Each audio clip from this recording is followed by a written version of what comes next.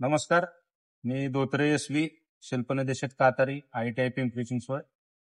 आज आपण लेथ मशीनवर जो आपला स्टेप टर्निंगचा जॉब असतो त्या जॉबला शामफरिंग करायला शिकणार आहोत. तर या ठिकाणी आपल्याला जॉब दिसतोय. शामफर स्टेप केलेला एक जॉब आहे. विद्यार्थ्यांनी हा जॉब बनवलेला आहे. पूर्ण 3 स्टेप त्याच्यावर तयार केलेले आहे. आता ह्या जॉबवर आपल्याला शामफर करायचा आहे. तर आपण पहिल्यांदा हे समजून घेऊ की शामफर आपल्याला का करायचा असतो. तर ज्यावेळेस आपले जॉब तयार होतात असेंब्लीसाठी ते एका ठिकाणावरून दुसऱ्या ठिकाणी जात असतात. एका कंटेनरमध्ये ते जॉब भरून दुसरीकडे पाठवलं. ज्यावेळेस त्याचं ट्रान्सपोर्टेशन वगैरे असतं त्यावेळेस ह्या ज्या एजेस असतात आपल्या स्टेप टर्निंग मध्ये तयार झालेल्या ह्या एजेस ज्यावेळेस आपण प्लेस करतो दुसऱ्या एका कंटेनरमध्ये त्यावेळेस त्या जॉबला ह्या एजेस काय होऊ शकतात, टच होऊ शकतात. टच झाल्यामुळे काय होणार आहे, काय होईल टच झाल्यामुळे खराब होते. म्हणजे काय होईल नक्की, डॅमेज होते. म्हणजे काय होईल की ह्या एजेस ज्यावेळेस दुसऱ्या जॉबच्या सरफेसला लागतील तर तिथे काय होणार आहे, क्रॅचेस येऊ शकतात. त्याचा सरफेस खराब होऊ शकतो, बरोबर. आणि असे खराब झालेले सरफेस मग असेंब्लीला ते प्रॉब्लेम तयार करू शकतात. दुसरी गोष्ट, ह्या जॉबमुळे जशी इतर जॉब खराब होतात तशी इतर जॉबमुळे ह्या जॉबच्या सुद्धा ज्या स्टेपच्या एजेस आहेत त्या टच झाल्यामुळे काय होऊ शकतात, खराब होऊ शकतात, बरोबर. त्याच्यामुळं तो जो स्टेप टर्निंग झालेला जॉब आहे तो डॅमेज होऊ शकतो. ते टाळण्यासाठी आपण जॉबच्या प्रत्येक स्टेपवर चांपर तयार करायचा आहे. आता चांपर करण्याच्या याच्यामध्ये आपल्याकडे 2 पद्धती आहेत. एक आहे पॉम टूल आणि दुसरी आहे कंपाऊंड स्लाइड. च्या पद्धतीनं कंपाऊंड स्लाइडला अँगल देऊन आपण त्याच्यामध्ये चांपर तयार करणार. आता फॉर्म टूल पद्धतीमध्ये आपल्याला काय करता येईल, तर फॉर्म टूल पद्धत माहिती आहे तुम्हाला.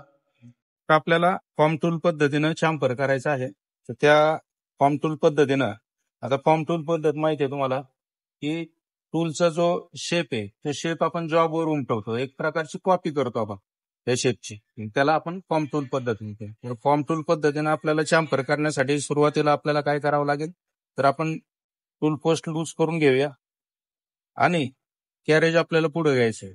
आता तुम्हाला इथं चेकवर एक असं जाणवेल की या ठिकाणी ह्या चेकवर कॉर्नरला काय दिसतंय तुम्हाला, हा चांपर दिसतोय, बरोबर.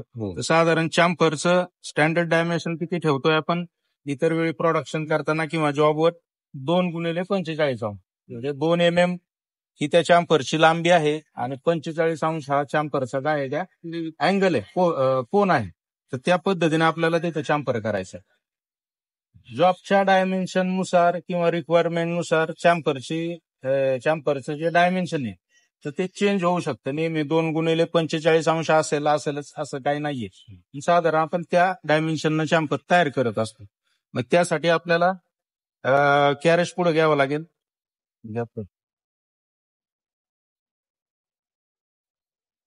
आणि आपल्याला हा जो चांपर आहे याला समांतर असं आपल्याला टूलचं सेटिंग त्या ठिकाणी करावं लागेल.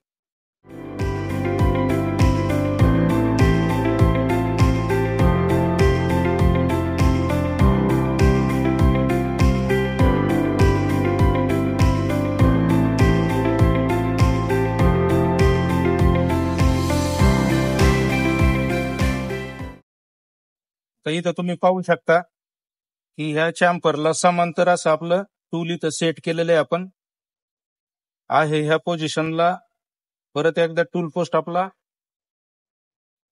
टाईट करून घ्यायचा आहे, कारण टूलची पोझिशन आपल्याला या ठिकाणी मिळालेली आहे.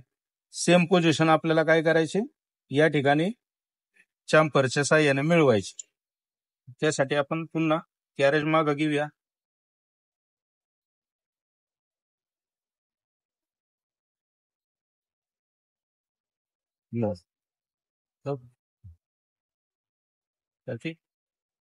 हा, या ठिकाणी आपल्याला ती पोझिशन घ्यायची. तर ह्या पद्धतीने आपण काय करतोय, आधी टूलचं सेटिंग बरोबर आहे का नाही ते एकदा खात्री करून घ्यायची आपल्याला, बरोबर. हे पहा, या ठिकाणचा जो चांपर आहे त्याला समांतर चांपर आपण काय करणार आहे, स्टेपच्या पहिल्या पोर्शनवर करणार आहे. या पद्धतीने आपल्याला तो शांपर करायचा. आता आपलं सगळं सेटिंग झालेलं आहे ऑलरेडी. याच्यावर स्टेप टर्निंग केलेलं आहे. टूलला आपण काय केलंय, चेकच्या साह्यानं 45 डिग्रीवर सेट केलेले आहेत. आणि आता आपण ते शांपर करणार आहे.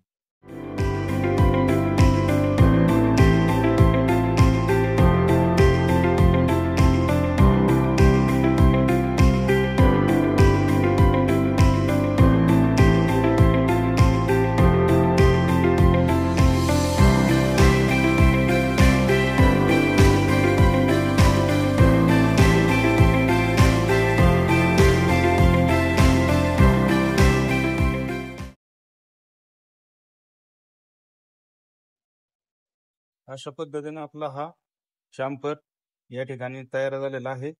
45 डिग्रीमध्ये दिसतोय सर्वांना. व्यवस्थितरित्या तो तयार केलेला आहे.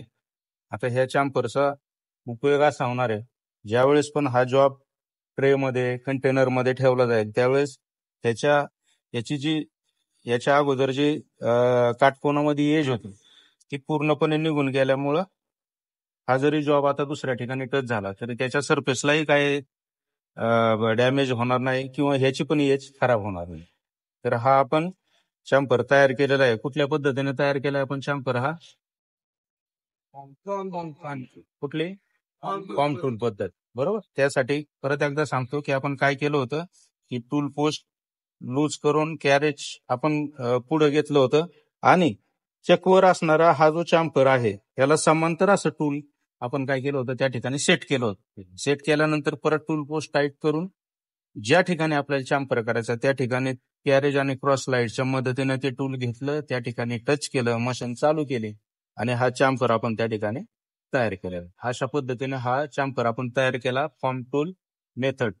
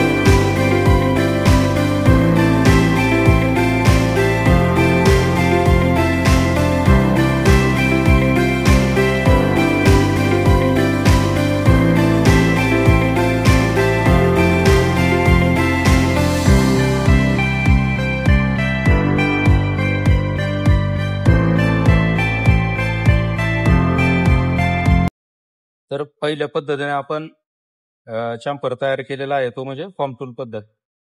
आता त्या ठिकाणी आपण फेसिंग करून घेतलंय. परत आपला दुसऱ्या पद्धतीनं आपल्याला चांपर तयार करायचा आहे आणि दुसरी पद्धत आहे ती कंपाऊंड स्लाइड पद्धत. कंपाऊंड स्लाइडला आपण एक डिग्री लावणार आहोत 45 डिग्रीमध्ये आणि त्या डिग्रीच्या साह्यानं आपण पुढं त्याला टेपर करणार आहोत आणि तो टेपर तयार होतो म्हणजेच काय तयार होणार आहे तिथं चांपर तयार होणार. ओके. तर आपण पहिल्यांदा काय करूया की कंपाऊंड स्लाइडला डिग्री लावून घेऊया. त्यासाठी कंपाऊंड स्लाइडला असलेले या बाजूचे 2 नट आणि या बाजूचे 2 नट आपल्याला लूज करायचे.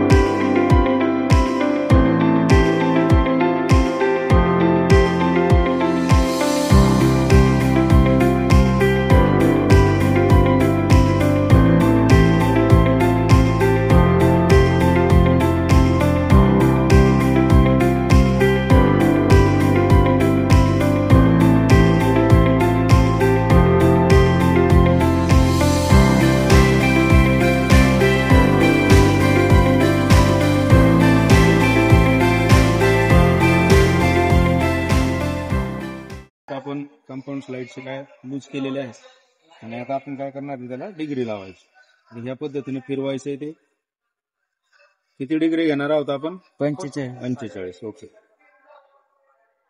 45 डिग्री सेट झालेली आहे. सेट झाल्यानंतर परत काय करायचं आपल्याला, हे 4 बोल्ट आपण लूज केले होते ते परत टाईट करून घ्यायचे.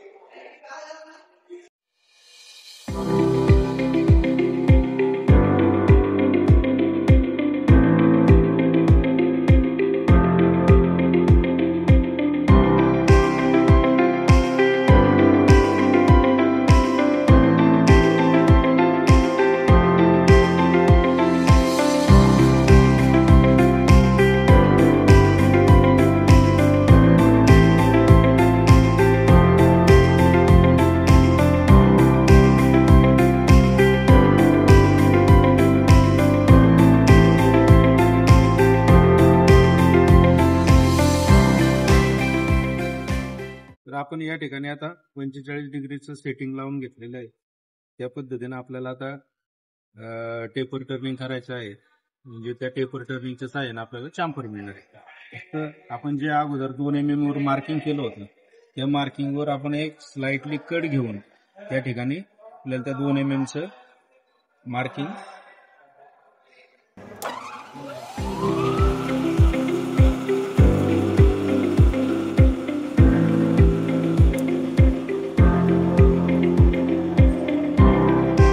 या पद्धतीने आपण 2 mm वर मार्किंग करून घेतलेले आहे, जेणेकरून आपल्याला चांपर तयार करताना समजेल की आपल्याला साधारण कुठपर्यंत जायचे. त्या पद्धतीने आपण त्याला सेट केलं आहे. त्यानंतर आपल्याला चांपर करण्यासाठी पुन्हा एकदा पिनची सेटिंग करायचं आहे, जेणेकरून चांपर आपला व्यवस्थित येऊ शकेल. तर आपण आता पिनची सेटिंग केली आणि आपल्याला कट लावायचं. कट लावण्यापूर्वी परत एकदा आपण खात्री करून घ्यायची आपली 45 डिग्रीमध्ये कंपाऊंड स्लाइड सेट केली आणि आता आपल्याला इकडनं कंपाऊंड स्लाइडलाच फीड देऊन चांपर तयार करायचं.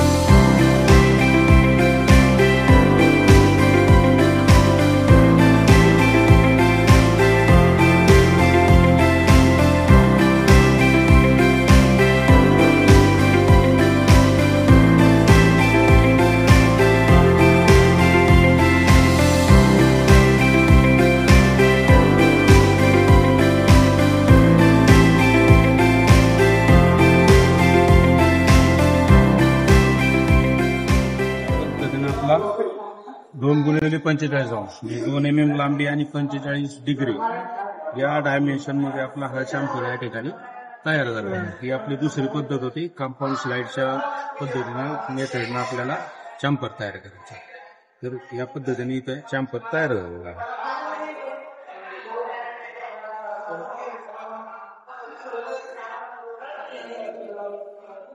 ओके,